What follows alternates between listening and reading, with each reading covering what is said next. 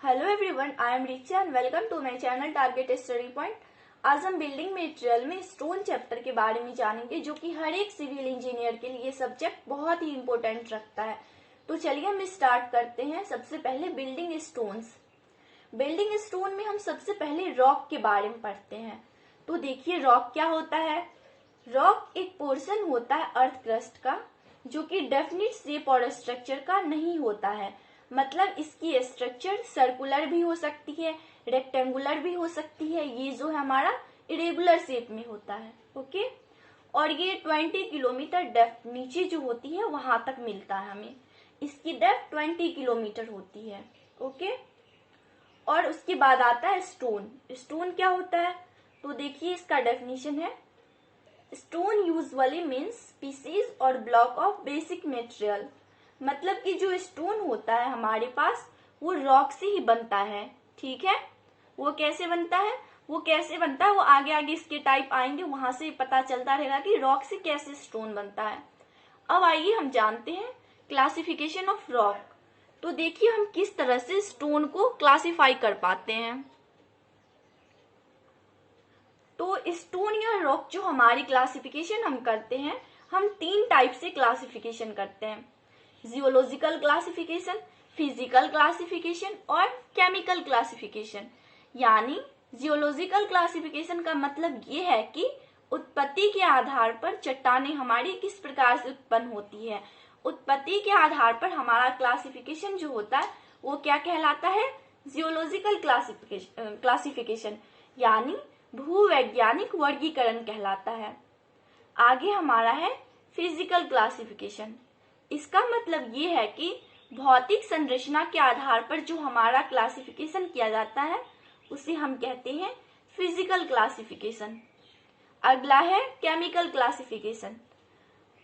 उसमें रासायनिक संयोजन जो केमिकल की वजह से होती है उसके आधार पर हम 3 प्रकार से हम चट्टान या पत्थरों का हम क्लासिफिकेशन करते हैं। ओके, इस पूरी चार्ट को हम 3 वीडियो में डिवाइड कर देंगे और तीनों वीडियो में सबसे पहली वीडियो होगी वो पूरे डिटेल एक्सप्लेन होगा हमारा जियोलॉजिकल क्लासिफिकेशन का।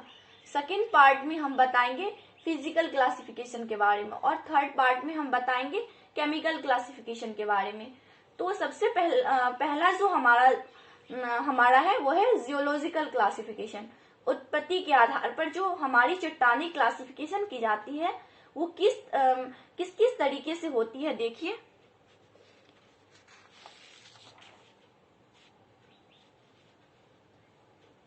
चट्टानी कैसे उत्पन्न होती है।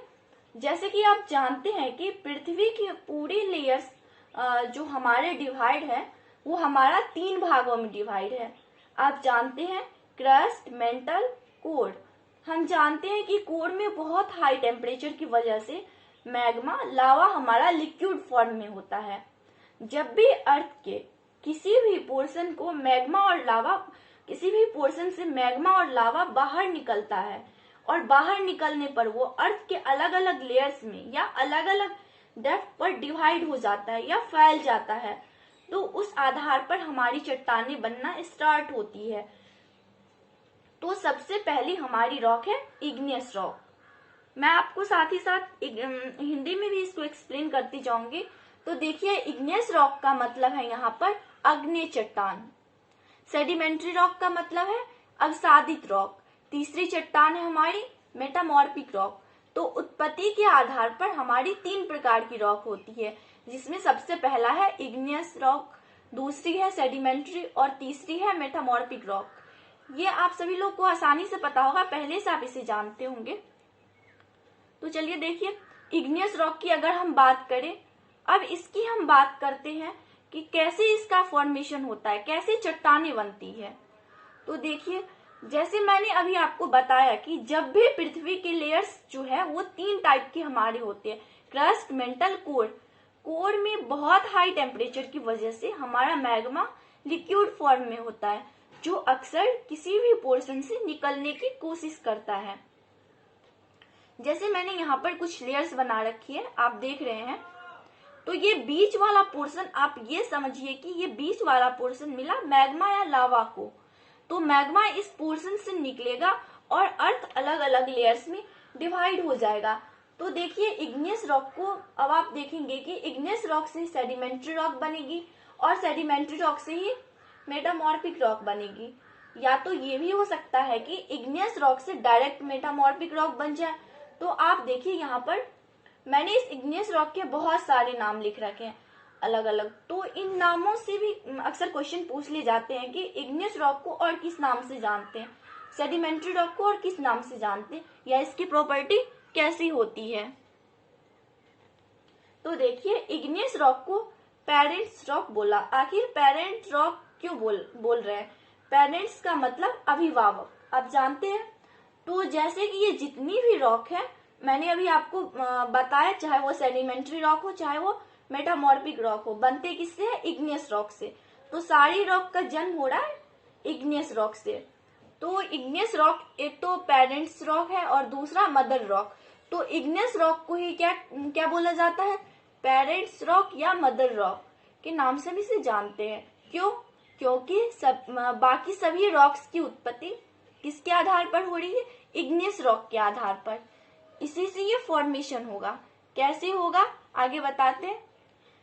तो पेरेंट्स रॉक समझ में आया और मदर रॉक भी समझ में आ गया होगा कि हम इनको क्यों बोलते हैं, पेरेंट्स रॉक और मदर रॉक। ओके, आगे देखिए इसको हम पॉलीमिनरलिक रॉक भी बोलते हैं।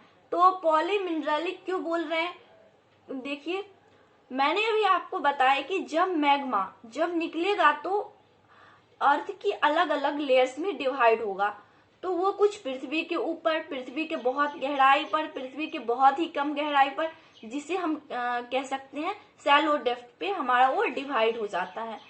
तो उस मैग्मा में क्या क्या हमारे मिनरल्स है।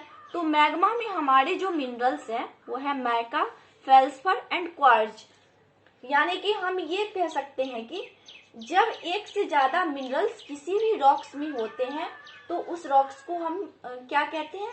पॉलीमिनरल्स रॉक कहते हैं। तो आप एक बार और समझिए कि इसको पॉलीमिनरल्स रॉक मैंने क्यों बोला। क्योंकि मैग्मा में हमारे मैका, फेल्सफर एंड क्वार्ट्ज। अक्सर क्वेश्चन पूछ लिया जाता है कि मैका एक मिनरल्स है रॉक, तो आंसर होगा मैका एक मिनरल्स है, ना कि रॉक्स। ओके, फेल्सफर एंड क्वार्ट्ज ये सभी क्या है? हमारे मिनरल्स होते हैं। ये सभी कहाँ पर पाए जाते हैं? हमारे ये सभी चट्टान में पाए जाते हैं। तो इसमें हमारे एक से ज्यादा मिनरल्स हो गए तो इसे क्या कहेंगे हम? पॉलीमिनरल्स रॉक कहेंगे। ओके, आगे देखिए प्राइमरी रॉक। प्राइमरी रॉक क्यों बोला है इसे? प्राइमरी रॉक इसलिए बोला है हमने कि प्राइमरी ये जो रॉक बनती है वो सबसे पहले यही रॉक बनती है, इसलिए इनको प्राइमरी रॉक बोला गया है। तो अब हमने जाना कि इग्नियस रॉक बनी क्यों है। तो इसमें आपको ये याद रखना है कि हाई टेम्परेचर की वजह से जब मैग्मा पृथ्वी की वीक पोर्शन से जब बाहर निकलता है तो वो अलग अलग लेयर्स में डिवाइड हो जाता है, और जब वो ठंडा हो जाता है तो वहां पर एक रॉक का निर्माण होता है जिसे हम कहते हैं igneous rock. Okay, so thanks for watching my video. अगर आपको ये वीडियो पसंद आई हो तो लाइक करना मत भूलिएगा और चैनल को ज्यादा से ज्यादा शेयर कीजिएगा। Thank you.